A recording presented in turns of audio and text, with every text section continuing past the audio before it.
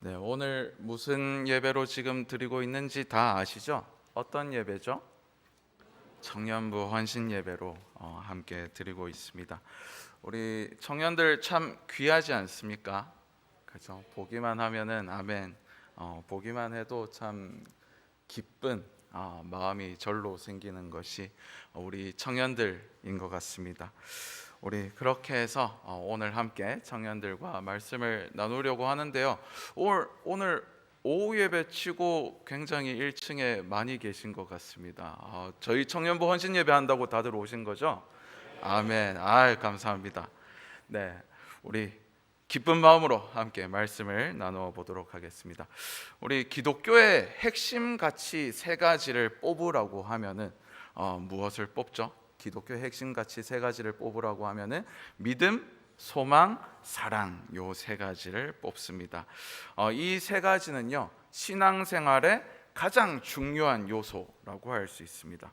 우리는 미래에 오실 하나님의 나라를 소망하며 또 현재 그 하나님의 나라를 믿으며 그리고 미래와 현재 사이에서 우리가 이 세상 가운데서 사랑하며 살아갑니다. 그렇기 때문에 이 믿음, 소망, 사랑은 기독교의 신앙생활 중 가장 중요한 세 가지 요소라고 할 수 있습니다. 하지만 안타깝게도 오늘 한국 교회를 보면요 뭔가 믿음과 사랑은 많이 이야기하는 것 같은데 요즘에는 소망에 관한 이야기는 좀 많이 안 하는 것 같다라는 느낌을 많이 받았습니다. 사실 현대인에게 소망이라는 요소는 어쩌면 믿음보다 더 받아들이기 어려운 것일지도 모르겠습니다. 왜냐하면 소망은 이성과 논리의 영역이 아니기 때문입니다. 소망은 아직 있지 않은 보이지 않은 하나님의 약속에 근거하는 것이기 때문에 그 소망을 가진다라는 것이 현대인들에게 정말 쉽지 않은 일인 것 같습니다. 그래서 오늘 한국 교회가 그 소망이 사라졌고 그리고 그것에 대해서 믿음이 점점점 약화되어 가는 것 같습니다. 그리고 그래서 사랑이 힘을 잃기 시작하는 것은 아닌가라는 생각을 요즘 하고 있습니다. 소망은요 기독교 신앙에서 정말 중요한 요소입니다. 왜냐하면 소망은 아까 뭘 바라본다 그랬죠? 미래의 하나님의 나라를 바라보는 것이 바로 소망입니다. 그래서 소망은요 좀 다른 말로 희망이라고도 부릅니다. 뭐라고요? 희망이라고도 부릅니다. 하지만 우리가 너무나도 잘 알고 또 겪었다시피 하나님의 나라는 우리 눈에 보이나요? 안 보이나요? 보이지 않습니다. 언제 오는지도 알 수 없습니다. 예수님께서 도적같이 임할 것이다 라고 말씀하셨습니다. 그렇기 때문에 우리가 하나님의 나라를 소망하는 것은요 그저 마냥 기다릴 수밖에 없는 것이라고도 할 수 있을 것 같습니다. 그래서 우리에게는 기다림이라는 덕목이 우리에게 요구되어집니다. 오늘 현대 사회에서 기다린다라는 것은요 참 쉽지 않은 일이 되어버렸습니다. 기다림이라는 것은요 세 가지를 이야기하는 것 같습니다. 먼저는 지루함을 견디는 것, 두 번째는 조급함을 내려놓는 것, 세 번째는요 그것들을 참아내는 것이 기다림의 세 가지 조건 또 요소라고 할 수 있을 것 같습니다. 자, 한번 다시 이야기해 볼까요? 기다림이란 지루함을 견디는 것이고요, 조급함을 내려놓는 것이고요, 그리고 그것들을 참아내는 것이다 라고 할 수 있습니다. 이 세 가지 가지고 오늘 말씀을 한번 나누려고 합니다. 자, 첫 번째 뭐라 그랬죠? 기다림이란 지루함을 견디는 것입니다. 지루함이란 것은요 어떻게 보면 아무것도 보이지 않는 그리고 아무것도 하지 않는 전혀 생산적이지 않은 시간들을 말합니다. 우리는요 현대인들은 항상 무언가를 해야 한다라는 그런 압박감 속에서 살아갑니다. 아무것도 하지 않으면 마치 죄를 짓는 것 같은 그런 느낌을 받고 살아갑니다. 물론 인간은 무언가를 해야 합니다. 하나님께서도 아담에게 뭐라고 말씀하셨죠? 네가 땀을 흘려 수고해야지 네가 먹고 살 것이다 라고 그렇게 말씀하셨죠. 그래서 우리는 무엇인가를 해야 됩니다. 땀을 흘려야 됩니다. 마냥 놀기만 하는 것을 또 게으름이라는 죄라고 말씀하십니다. 하지만 하나님께서는 우리에게 동시에 무엇을 명령하셨죠? 안식을 명령하셨습니다. 쉼을 누려라 라고 말씀하셨습니다. 이스라엘에게 안식이란 것은요, 하나님께서 명령하신 것입니다. 명령하셨기 때문에 그들은 쉴 때 누구를 생각해야 합니까? 하나님을 생각해야 됩니다. 하나님께서는 의도적으로 이스라엘에게 빈 공간을 명령하셨습니다. 그리고 그 빈 공간에 하나님께서 들어가실 것임을 우리에게 보여주셨습니다. 우리 삶에도 빈 공간이 있어야 합니다. 나의 것으로 너무나도 꽉 차 있으면요, 더 이상 새로운 무엇인가가 들어올 수 없습니다. 우리 아기 예수님의 탄생을 한번 떠올려 봅시다. 모든 여관이 꽉 차 있었습니다. 그래서 우리 요셉과 마리아가 어디로 가야지 하고 발을 동동동동 굴렀습니다. 그죠? 그러다가 이 마리아와 요셉이 딱 간 곳은 어디였습니까? 빈 마구간, 빈 말구유 위였습니다. 우리의 주님께서는 그 빈 공간에서 태어나셨습니다. 이것을 우리가 잘 아는 연극으로 꾸며낸 게 뭐가 있죠? 빈방 있습니까? 라는 그런 연극으로 각색해서 우리가 또 알고 있기도 합니다.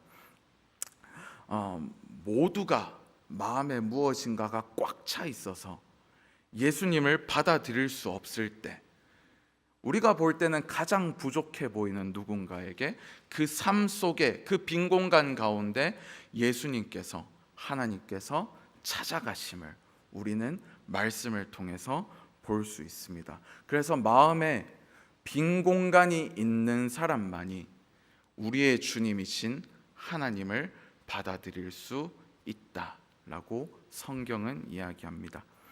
우리가 기다리지 못하는 이유는, 그리고 지루함을 견디지 못하기 때문입니다.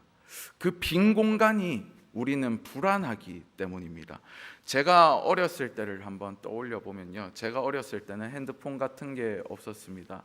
뭐 삐삐 이런 거는 일단 저한테는 없었습니다. 아버지한테는 있었을지 모르겠지만 어머니가 내일 학교에 데리러 갈 테니까 학교에서 기다리고 있어라고 하면은 그게 몇 시간이 되었든 저는 학교에서 학교 끝나고 어머니를 기다릴 수밖에 없었습니다. 그게 때로는 뭐 10분, 20분 만에 오실 때도 있고요. 때로는 뭐 한 2시간, 뭐 몇 시간인지 잘 모르겠어요. 그때는 저한테 시계가 있었던 것도 아니기 때문에 그 시간 동안 부모님을 기다렸습니다. 뭐 때로는 친구랑 같이 있기도 했지만 때로는 친구가 먼저 가버리고 그 남은 시간을 홀로 기다리기도 했습니다. 그런데 사실 되돌아 보면요, 그때 저는 부모님을 원망하지 않았습니다. 왜냐하면 부모님께서 나를 데리러 오실 것이라는 그런 믿음이 있었기 때문입니다. 또한 그 기다리는 시간이 그렇게 지루하지는 않았습니다. 학교 곳곳을 탐험하며 뭐 뒤에 있는 분수대 가서 뭐 물고기도 구경하고 쟤는 왜 죽었을까 이렇게 쳐다보기도 하고 그런 시간들을 보냈습니다. 누군가에게 지루하다고 할 수 있었던 시간이 저에게는 무언가 새로운 것을 탐험하고 또 부모님을 기다리는 그런 새로운 것을 채우는 시간이었습니다. 그런데 오늘날 이런 일이 발생하면 어떻게 될까요? 오늘날 핸드폰이 없어서 자식하고 연락이 안 되면 여기에 그냥 편안하게 자식을 뭐 보러 가실 분이 몇 분이나 계실까요? 또 자녀된 입장에서 핸드폰이 없이 부모님이 이미 기다리라고 했는데 마냥 기다릴 수 있는 사람이, 짜증내지 않을 사람이 몇 명이나 있을지 한번 돌이켜 보았으면 좋겠습니다. 우리는 요즘 시대는요, 그렇게 기다리기 너무 힘든 시대가 되었습니다. 불안해서 울고 떼쓰고 하는 그런 시대가 되었습니다. 지루함을 견디기 힘들어하는 시대가 되었습니다. 그래서 우리 아까 전에 했던 두 번째 이야기로 넘어가려고 합니다. 두 번째는 조급함을 내려놓는 것입니다. 무엇이라고요? 기다림이란 조급함을 내려놓는 것입니다. 조급함을 내려놓는 것은요, 지루함을 견딘다라는 것과 비슷하지만 조금 다른 것 같습니다. 오늘날에는 거의 모든 사람이 스마트폰을 사용합니다. 거의 모든 사람이 가지고 있습니다. 그래서 원하는 것이 있으면 어떻게 해요? 핸드폰을 엽니다. 그리고 검색창을 띄워서 검색을 합니다. 그러면 답이 바로바로 나옵니다. 근데 이때 조금이라도 딜레이가 되거나 조금이라도 늦어지면 어떻게 돼요? 요즘에 짜증냅니다. 그죠? 우리나라는 정말 인터넷이 빠른 나라임에도 불구하고 그 약간의 그 차이를 견디지 못해서 저도 그렇고요. 많은 사람들이 짜증내는 것을 볼 수 있습니다. 제가 EBS에서 봤는데요. 이 0.1초 검색해서 나오는 0.1초 차이가 기업의 엄청난 수익을 좌우한다라는 연구 결과가 나왔다고 합니다. 0.5초가 5번 반복되면 몇 초죠? 0.5초죠. 0.5초가 지나면 그 기업의 20%의 고객이 이탈한다라는 그런 연구 결과가 나왔다라고 하는 것을 제가 본 적이 있습니다. 우리는 그렇게 조금이라도 늦는 것을 참 견디기 힘들어합니다. 예전에 불과 10년 전, 15년 전만 한번 떠올려 보면요, TV에서 광고가 나오고 광고를 기다리는 것은 당연한 것이었습니다. 그죠? 그런데 요즘에는 유튜브를 볼 때 광고가 나오는 게 싫어서 어떻게 합니까? 구독하는 결제를 합니다. 그죠? 한 달에 얼마씩 주고 결제를 합니다. 예전에는 라디오 광고 나오는 거, 그것도 다 하나의 라디오의 그런 부분이었습니다. 그런데 요즘엔 그걸 기다리기 싫어서 라디오를 듣지 않는 사람들이 정말 많이 있습니다. 쇼핑을 할 때도 한번 생각을 해보면 좋겠습니다. 여러분, 쇼핑할 때 요즘 어디 가장 많이 사용하시죠? 쿠팡 많이 쓰시지 않습니까? 쿠팡 왜 쓰죠? 로켓 배송.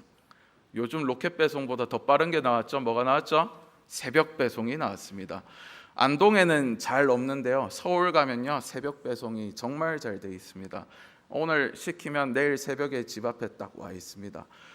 우리나라 사람들은 정말 빨리빨리를 좋아합니다. 그래서 네이버에서도 뭐를 시작했어요? 로켓 배송 비슷한 걸 시작했습니다. 자꾸 쿠팡한테 매출이 빼앗기니까 네이버에서도 빼앗길 수 없다 하면서 비슷한 걸 시작했습니다. 우리는 더 빠르게를 외칩니다. 기다리지 못하고요, 지루함을 견디지 못하고, 내 손에 주문했으면 바로 떨어져야 되는데 그 시간을 조급해하면서 견디지 못합니다. 하루를 보내고 집에 들어오면은, 요즘 뭐 어르신들은 상관없으실 수도 있지만 젊은이들은 핸드폰을 들고 들어가는 데가 있습니다. 유튜브, 인스타 들어가서 숏폼을 봅니다. 뭐 릴스라고도 하고 쇼츠라고도 하는 걸 봅니다.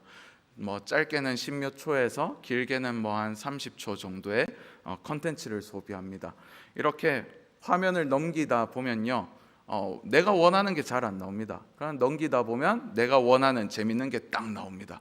그러면 거기서 도파민이, 쾌감이 터져 나옵니다. 전문가들은 이게 도박에서 룰렛 당기는 거랑 똑같다 라고 이야기를 하더라고요. 그래서 젊은이들이 요즘 숏폼에 중독되어져 갑니다. 아무 생각하지 않고 핸드폰을 자꾸 넘기는, 그렇게 넘기다 보면 몇 분이 지나가죠? 청년들 뭐 한 20분은 그냥 지나가죠. 정신 차려보면 2시간도 지나가 있어요. 그죠? 정말 시간이 아까운데 거기 누워서 자꾸 하고 있는 자기 자신을 발견합니다.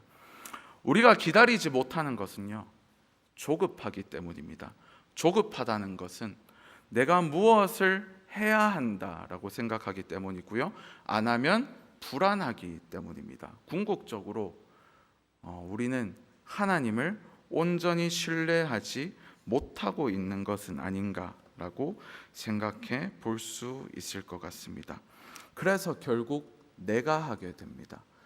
하나님께서, 우리가 기다리며 하나님께 맡겨드려야 되는데 하나님께서 자꾸 내 눈에 보이지 않게 일을 하시니까 자꾸 조급해져서 내가 무엇인가를 자꾸 더 하려고 합니다.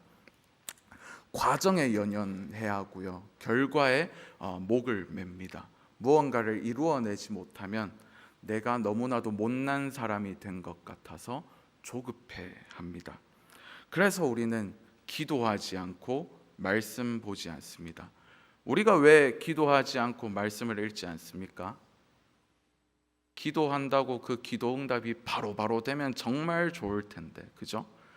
바로바로 되지 않는 경우가 절대 다수입니다. 말씀 읽어서 내 삶이 바로바로 변화하면 정말 좋을 텐데, 말씀 읽는다고 내 삶이 바로바로 변화하는 경우는 극히 드뭅니다. 있기는 있습니다. 있기는 있지만 극히 드문 경우입니다. 그래서 세 번째로 넘어가려고 합니다. 세 번째는 제가 뭐라고 말씀드렸죠? 그래서 기다림이란 참아내는 것이다 라고 할 수 있습니다. 뭐 하는 것이라고요? 참아내는 것이다. 지루함을 견디고 조급함을 이겨내는 유일한 방법은 다른 방법이 없습니다. 결국 참아내는 것밖에는 없습니다. 너무 뻔한 답변이지만 어쩔 수 없습니다. 그것밖에 없습니다. 며칠 전에 최근 개봉해서 핫한 영화 중 하나를 보고 왔습니다. 오디세이라는 영화를 제가 보고 왔습니다. 정말 오랜만에 극장을 가서 좋은 사람들과 영화를 보고 왔는데요. 가니까 아무도 없더라고요. 마치 전세된 것처럼 잘 관람을 하고 왔습니다. 그런데 그 영화가 저에게 준 메시지들이 참 많이 있었습니다. 이 오디세이라는 영화의 배경은요, 우리가 잘 알고 있는 다윗 시대와 겹치는 시대입니다. 물론 지역은 다르겠죠. 그리스 쪽이니까요. 그때는 무슨 시대였는지 아시는 분 계실까요? 청동기 시대였습니다. 지금으로부터 3000년 전의 이야기이기 때문이죠.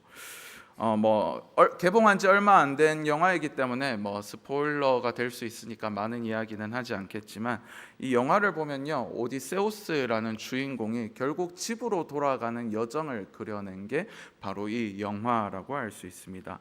집으로 돌아가는데 자그마치 20년이라는 세월이 걸립니다. 이 오디세우스가 어떤 전쟁을 치렀죠? 트로이 목마가 나오는 그 트로이 전쟁을 치르고, 그 전쟁의 영웅이잖아요. 그 전쟁을 치르고 이제 집으로 돌아가는데 자그마치 20년이라는 시간이 걸립니다. 그 오랜 기간 동안 이 오디세우스는 집으로 돌아가기 위해서 여러 가지 일들을 겪으면서 결국 집으로 돌아갑니다. 이 영화를 통해 보면요, 오디세우스가 조급함과 시련을 처음에는 겪습니다. 정말 집으로 돌아가고 싶어서 자기 열심대로 막 머리를 굴리며 어떻게 해야 된다라고 하면서, 하지만 결국 다 무너지게 되고요. 마지막에 결국 자신의 모든 것을 내려놓고 그 흐름에 몸을 맡겼을 때 비로소 집으로 돌아가게 됩니다. 이 영화를 통해서 저는 이 조급함을 내려놓는 것, 그리고 지루함을 견디는 것을 또 한번 보며 결국 참고 견뎌내야 되는 것이구나 라는 것을 볼 수 있었습니다. 우리 성경 이야기를 한번 보면요, 성경은요, 하나님의 약속을 이야기합니다. 하나님의 약속은 바로바로 이루어지기도 하지만 대개는 수년, 수십 년, 길게는 수천 년이 걸리는 약속들이 있습니다. 우리 창세기 3장 14절에 어떤 약속이 나오죠? 하나님께서 아담과 하와에게 원시 복음을 이야기합니다. 내가 뱀이 너의 원수가 되고 그것을 깨겠다라는 하나님의 그 약속이 나옵니다. 이 창세기의 이야기는 사실 역사적으로 몇 년 전인지 우리는 알 수 없습니다. 어떤 학자들은 6,000년이라고 이야기하기도 하고요. 어떤 사람들은 훨씬 오래된 이야기다라고 이야기하기도 합니다. 이런 이야기, 자그마치 예수님 탄생까지 몇 년 걸렸을까요? 만약 6,000년이라 쳤으면 4,000년 정도가 걸렸을 것입니다. 그것보다 더 오래, 만약 과학이 옳다라고 했을 때는 그것보다 수억 년이 또 걸렸겠죠. 또 아브라함을 한번 봅시다. 아브라함에게 하나님께서 내 자손을 하늘의 별과 같이 바다의 모래와 같이 많게 해주겠다라고 약속하셨습니다. 그때가 창세기 12장에 보면 아브라함이 몇 세 때죠? 75세 때입니다. 그런데 아브라함이 몇 세 때 아들을 낳았죠? 이스마엘 말고요. 이삭을 100세 때 낳았습니다. 몇 년 걸렸죠? 25년이 걸렸습니다. 아브라함도요, 이 과정 가운데서 갈팡질팡했습니다. 그래서 누가 나왔어요? 이스마엘이라는 사람이 나왔습니다. 다윗을 한번 봅시다. 하나님께서 다윗에게 네 왕자와 왕위를 영원히 견고하게 하겠다라고 약속하셨습니다. 하지만 이 다윗의 나라는 결국 무너졌습니다. 왜 무너졌죠? 하나님과의 약속을 그들이 일방적으로 깨트렸기 때문에 결국 이 약속의 상징이었던 성전마저도 하나님께서 무너뜨리고 마십니다. 하지만 하나님께서는 그 약속을 1000년에 걸쳐서 결국 지켜내십니다. 다윗의 가문에서 누가 나오셨죠? 예수 그리스도께서 나오셨습니다. 이사야와 예레미야에게도 하나님께서 약속하셨습니다. 이새의 줄기에서 한 싹이 나게 하겠다라고 하신 그 약속이 자그마치 500에서 600년에 걸쳐서 하나님께서 지켜내는 것을 볼 수 있습니다. 성경에도 보면요, 이 약속이 어마어마하게 오래 걸립니다. 짧게는 몇 년, 수십 년에 걸쳐서, 길게는 몇 천 년 동안 하나님께서는 그 약속을 지켜 나가십니다. 그런데 우리는 그것을 참고 견디는 것을 정말 못합니다. 왜냐하면 오늘 사도 바울이 이야기하듯이 눈에 보이지 않기 때문입니다. 눈에 보이지 않기 때문에 우리는 하나님의 약속을 소망하는 것을 정말 힘들어하고 매일 잊어버리고 매일 하나님을 우리는 어떻게 해요? 의심합니다. 정말 하나님께서 계신가? 정말 하나님께서 그 약속을 지금 이루어가고 계신가? 라고 우리는 불경스럽지만 매일매일 하나님을 의심하지만 다시 또 붙잡고 의심하고 다시 붙잡고 이것을 매일매일 반복하며 살아가고 있습니다. 하지만 성경은 오늘 우리가 읽은 말씀은요, 25절 말씀에 이렇게 이야기합니다. 만일 우리가 보지 못하는 것을 바라면 참음으로 기다릴지니라 라고 말씀하십니다. 사도 바울도 결국 우리에게 할 수 있는 이야기는 뭐 하는 것밖에 없다고 말해요? 참음으로 기다리는 것밖에는 없다라고 이야기를 합니다. 그것에 구원이 있다라고 이야기를 합니다. 소망하는 자는요, 기다리게 됩니다. 그리고 기다리는 자만이 소망으로 구원을 얻을 수 있습니다. 말씀을 정리하려고 하는데요, 오늘 말씀에서 사도 바울은요, 소망으로 구원을 얻었는데 그것은 눈에 보이지 않는 것이다 라고 이야기합니다. 그리고 그 눈에 보이지 않는 것을 우리는 참아내므로 기다린다, 기다려야 한다 라고 이야기를 합니다. 많은 크리스천들이 기도하지 않고 말씀을 읽지 않습니다. 단지 주일 예배에 나와서 예배 드린 것으로 만족하고 돌아가는 분들이 절대 다수입니다.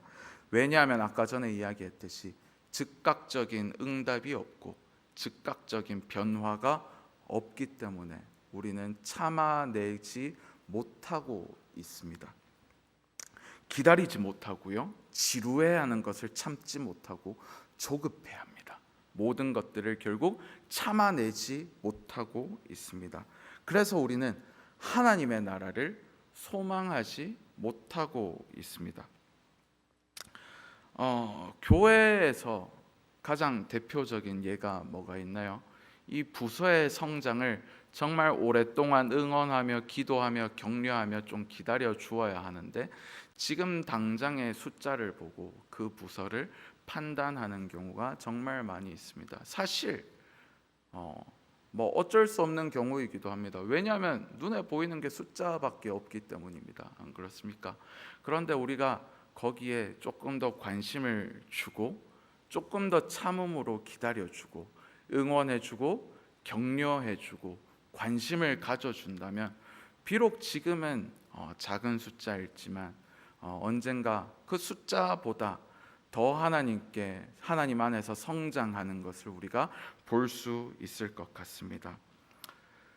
하나님의 나라는 눈에 보이지 않습니다. 그런데 우리는 눈에 보이는 것으로 자꾸만 무언가를 판단합니다. 그래서 우리에게는 필연적으로 기다리는 연습이 주어집니다. 우리는 기다려야 됩니다. 지루함을 견뎌야 됩니다.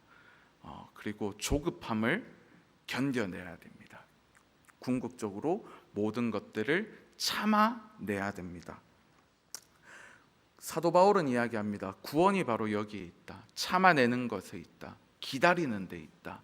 라고 이야기를 합니다. 그 구원이 우리의 소망이기 때문입니다. 사도 바울은 이 로마서 8장에서 육적인 것에, 세상적인 것에 얽매이지 마라라고 합니다. 하지만 우리는 좀 전에 이야기했듯이 눈에 보이는 것에 자꾸 얽매입니다. 세상의 것에 얽매이고요, 즉각적으로 보이는 것에 얽매입니다. 보이지 않는 것을 기다리기 너무나도 힘들어하는 것이 우리입니다. 하지만 신앙생활은 그 여정 가운데 있습니다. 지금은 우리가 기다리지 못하고 참아내지 못하고 조급함을 견디지 못할지라도 우리가 조금씩 그것들을 연습하며 궁극적으로 우리에게 올 하나님의 나라를 견뎌내는 것, 그것이 우리의 신앙의 여정인 줄로 믿습니다. 아멘. 여러분, 여기 있는 청년들이 우리 교회의 미래인 줄로 믿습니다. 아멘. 우리 청년들을 위해서 우리 성도님들께서 오래 참아주시고 기다려주시고 또 응원해주시고 격려해주시고 함께 기도해주셨으면 좋겠습니다. 또한 우리 청년들 역시 우리 성도님들을 보며 우리 성도님들의 신앙을 본받으며 또 함께 이 교회에서 이 교회를 위해 헌신해 나가는 우리 청년들이 되었으면 좋겠습니다. 우리 소망은 기다림입니다. 우리가 기다림으로 하나님의 나라를 끝까지 붙들며 구원을 성취해 나가는 우리 모두가 되었으면 좋겠습니다.